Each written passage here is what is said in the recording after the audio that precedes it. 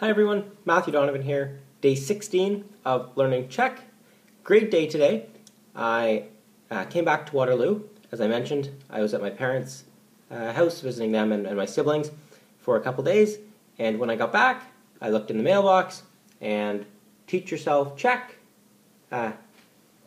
came. It was delivered, I suppose, Friday afternoon, and I wasn't at home to receive it. So I picked it up today, and very excited that came in. I've already started to read through the first couple lessons. The way it works, at least so far, is it starts off with a conversation, a little written dialogue. Then there's a dictionary box, just to go over the words that were introduced in that lesson and what they mean. Then it basically breaks down everything in the lesson, right? So why was this said? What does this mean? Etc. So the first lesson was very basic.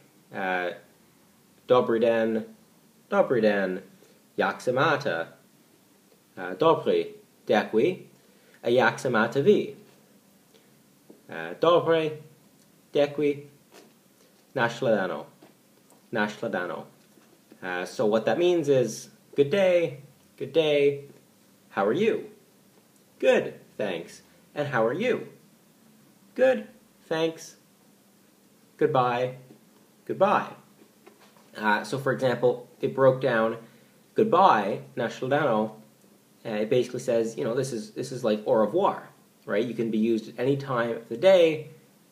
Basically means, see you again. It broke down děkuji versus děkuju. One is more formal, one is not as formal. It also explained jak se máte, how are you? Whereas if I ask you the first time, I would say jak se máte, but in your response, you would say a jak se máte vy, and how are you? But you're adding on v to the end, vy, which actually means you. So the first time it's asked, when you say jak se máte, the word you is not in that sentence at all.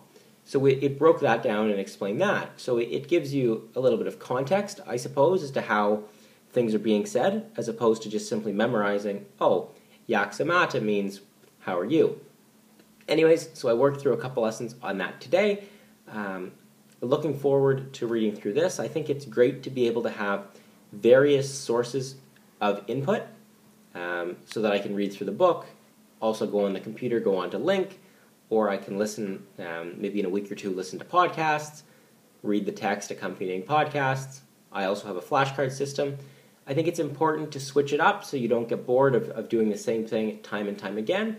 And I think with this, it will be very helpful to be able to go through and work on my Czech at different times throughout the day.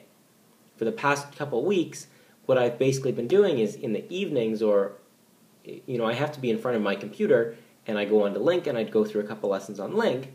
Whereas now that I have this book, I actually brought it with me as I was doing some laundry today, and I was reading it, in the elevator ride down while I was waiting, because I was a few minutes early before the session had finished, the wash session or the dry cycle. So I was just reading it there. So I think to bring this book with me, and if I have a few minutes, say I'm on the bus or during lunch or things like that, to be able to read through, I think that would be very helpful. Now, one of the other things I was thinking about today is what my goal really is.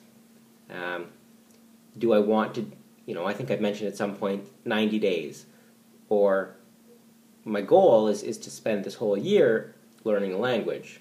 Now, I think the issue with New Year's resolutions is you set them up to basically say it should be for a whole year, whereas I think it needs to be a lifestyle change, right? So it doesn't matter if you start on the 27th of December or if you start on the 6th of January.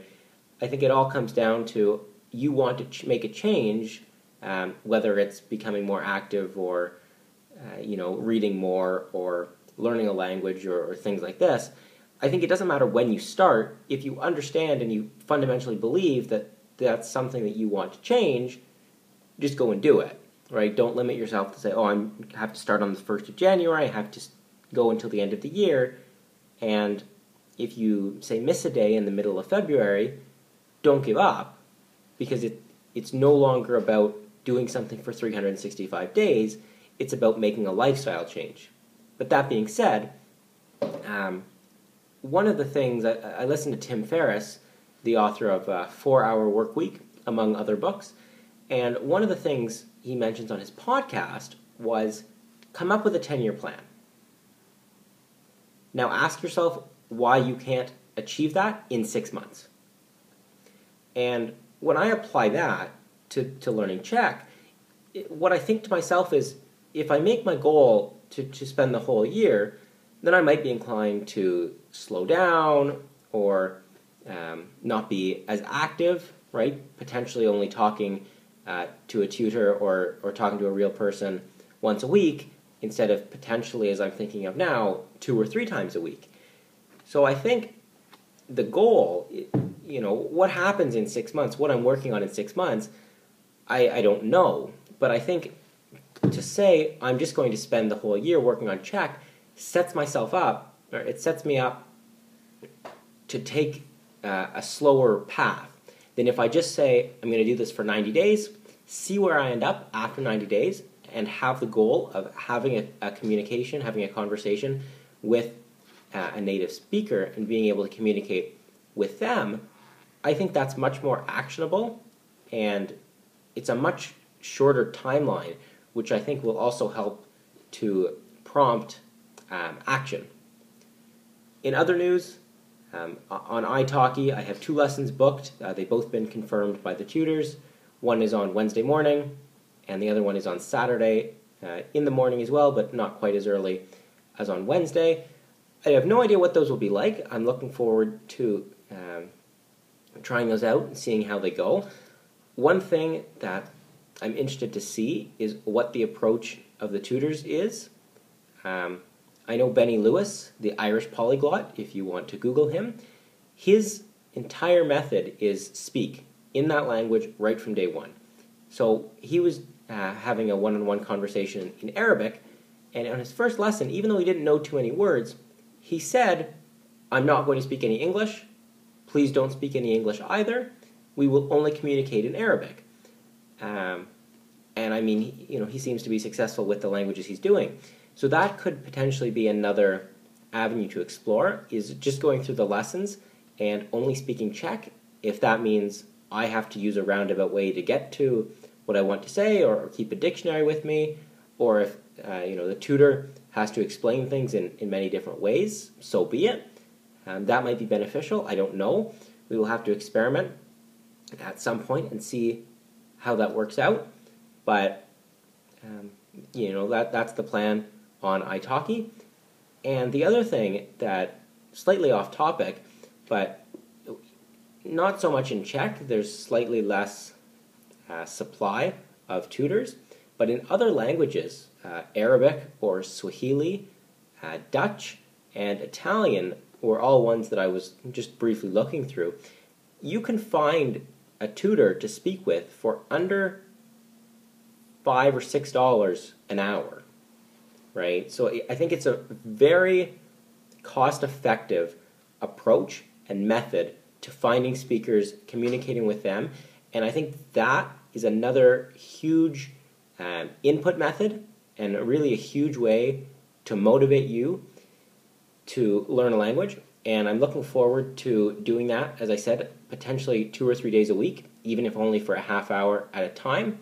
Looking forward to doing that in Czech, and who knows, maybe in 6 months I'll go back to German or Italian and speak in those languages and help to improve them. But anyways, that's the update for today. I got this book in the mail.